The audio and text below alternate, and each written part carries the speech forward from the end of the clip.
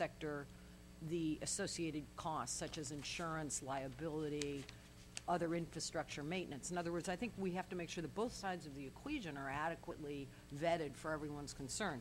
But I would say that you obviously have this this great advantage in terms of bringing forward a proposal that takes advantage of the Potrero Hills contract that you have, and you said it was for another 15 years, 20 years?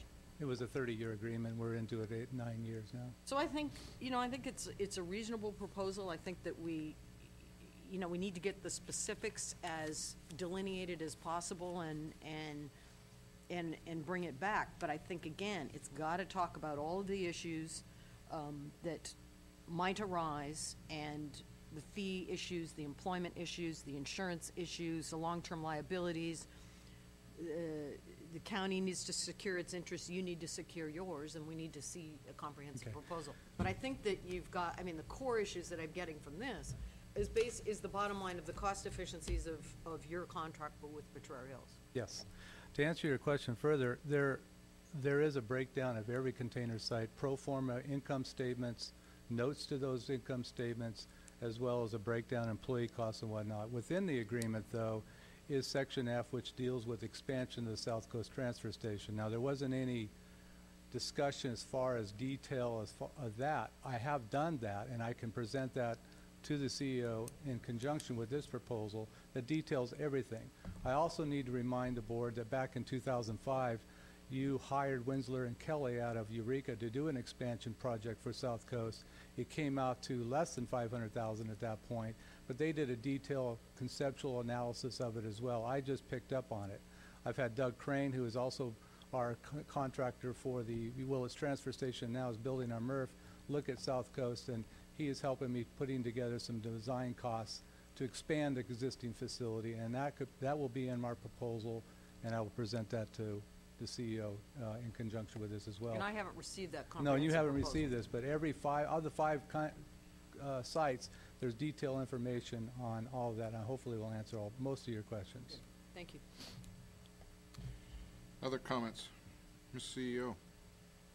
I just wanted to comment on Jerry's comment regarding recyclables, because it's part of this whole problem that we're having right now in this country.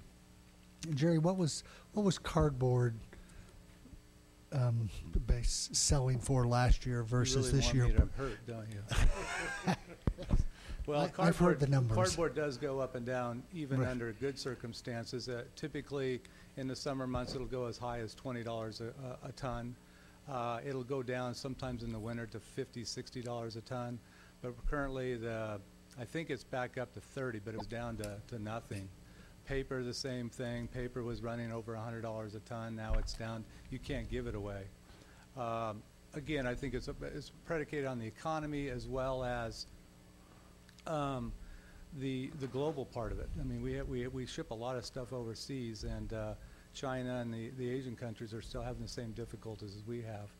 But they say that what I'm reading is that it will come back. It'll take some time, but they will come back. But it is something I haven't seen in my 40 years of the business, although I've not been heavily involved in the commodity markets until the last 10 years, but I haven't seen something like this, nor has a lot of other people. Thank you. And my comments were related to when you look at the business, this county is going forward with a number of MRFs in this county. And when you look at what's happening at the market, you really have to look at the overall strategy of the market right now.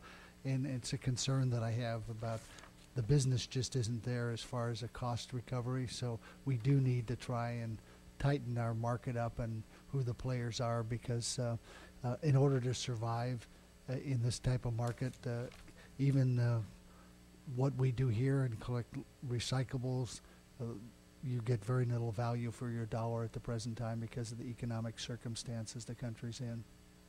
It's pretty scary too, in that we're mandated to recycle, but at the same time there's no money in it. But I'm hoping that the Integrated Waste Management Board will take notice and do something about it through subsidies to the division recycling or what have you, to continue these curbside programs that are very important to divert.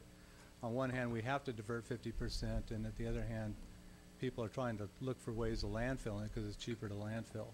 So we're still committed to recycling, and we're not gonna landfill any of this material, but it is concern.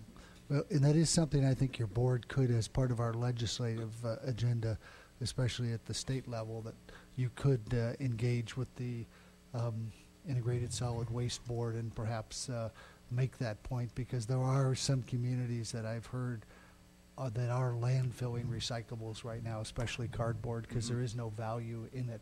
And that's certainly not something we want to encourage. So it is something that I would suggest when it's appropriate, we add to our legislative advocacy program. That's assuming that the state doesn't cut out the Integrated Waste Management Board through budgets. Yeah.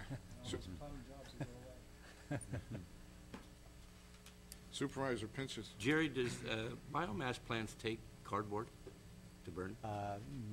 Well, there aren't too many. You mean up at, like in Scotia? Yeah, well, No. because you know, where the old nuclear power plant is in Eureka, they're building right now they're building a biomass plant on that location. Yeah, I heard that. I'm not aware of there burning any cardboard, no. Could they? It's I too mean- valuable. Yeah, I guess they could. Well, If it's chewed up and well, I'm talking about a way to get rid of it without putting it in the landfills.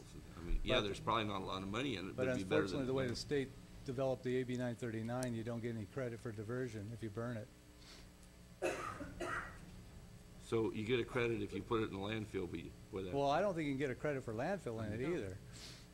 but I mean, that would add to the. NorCal and San Francisco is considering landfilling it, their paper and cardboard, but their diversion rate is 75%. So they've got a little bit they can work with. But that's my point. If you put it in the landfill, that adds to your percentage that goes in the landfill, so that hurts you in the diversion. That's Where if right. you burn it in biomass, you don't think they would give you credit for that, huh?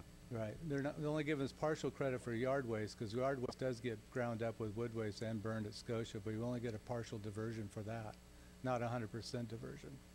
Well, you know, with all the state mandates on recycling, the state, if they're gonna keep these mandates in place, then they're gonna have to step up the plate. One of the first things I think they should do, of course, with this global warming initiative is tough, but to help businesses that actually buy recycled metal and cardboard and whatnot to make products in this state, because we can't have it both ways. We've been using, basically, China is our recycler. I mean, all these recycling mandates has worked because we have a market in China. When that market went away, we're hung out to dry. So if we want to have the recycling mandates, then the state of California ought to be obligated to have companies here that use the recyclables as materials to make things.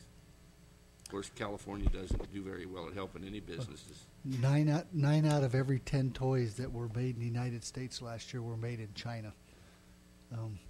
That's where a lot of the product material went to. And 4 or 5 of those are contaminated, but I won't mention that.